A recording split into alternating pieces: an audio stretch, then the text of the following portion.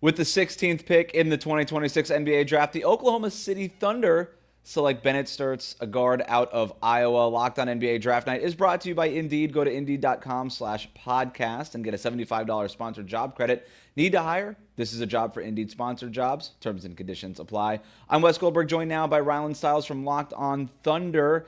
Ryland, a little bit of a trade here, right? The Thunder were picking at 17. They move up one spot. 2 second-round picks, and 17 they move up to Memphis to grab that 16th pick, where they take Sturtz there. What is it about about Sturtz that you think the Thunder liked and felt like they needed to move up to go get him? Yeah, I think that it's the fact that he fits the team ethos of being so switchable when it comes to his role and adaptable to this Thunder offense. Because what he does immediately is he gives you some insurance offensively for a team that's gone through 3 straight postseasons, even while winning a championship, that you walk away from wondering they need some more playmaking. How are they going to get more playmaking? And sometimes it's due to injuries, like it was this past summer. Sometimes it's due to just not having them on the roster, like the 2 past postseasons before this one. And now they have a guy in Bennett Stirtz who can do it on the ball. He can do it off the ball. He's a really good pick and roll playmaker.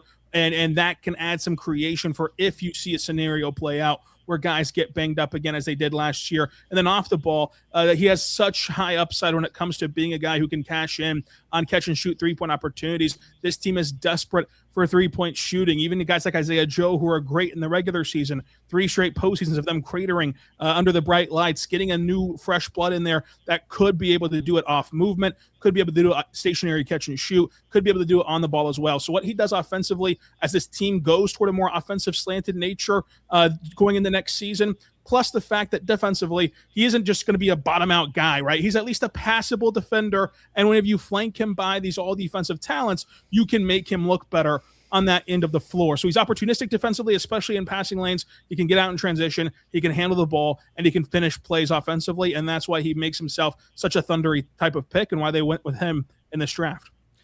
A little bit of an interesting move, though. All right, they drafted Nikola Topic a couple of years ago. He doesn't play for the Oklahoma City Thunder. Do you think that Sturtz will actually play for them? What does this mean for Topic and sort of the guard rotation overall? Yeah, I think that the guard room is of course really crowded, and as you look at this team still needing to clear another roster spot, they've already traded Aaron Wiggins, but they need to have another guy that they move on from.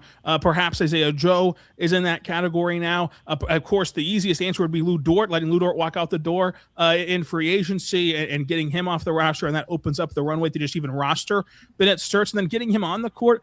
I do think that he'll play. I think that the Thunder have continuously allowed the best players onto the court. You look at A.J. Mitchell, for example, as a rookie before his turf toe injury. This is a second-round pick in a year in which you had championship aspirations and eventually won it, and in a year in which your headlines of the offseason were Ihart and Caruso, and he steals the show night one, opening night in Denver, by cracking that rotation. They're going to be open and fair, and I think that the cream will rise to the top, and Bennett Stirtz will be a guy who gets a lot of burn because of all the ways he can impact this offense. But it will say that, it'll be tougher for Topic to get on the court. It'll be tougher to find out, well, how do you massage these minutes of trying to not play too small, but still you need minutes for AJ and Jared McCain and Sturtz now and Cason Wallace and SGA and J-Dub.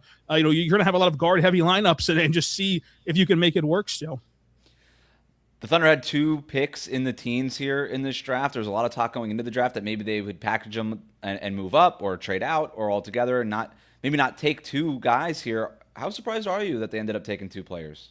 Yeah, I think that taking 2 players here, this draft is so deep, and this team does need such cost-controlled talent as they continue to try to get below that second apron, that it's not too surprising to see them walk away with 2 players because of the fact that while the roster is loaded for now, that the tax bill is coming, that offseason moves are going to have to continue to happen, and you have a vehicle and off-ramp here for a guy like Lou Dort. If there's suitors out there for Isaiah Joe to where you can save money and then reset your timeline with some cost control deals. So I think that this makes the most sense because of the depth of this class, whereas in 27, the draft class isn't as deep, and you wouldn't want to be in this scenario then, I don't think.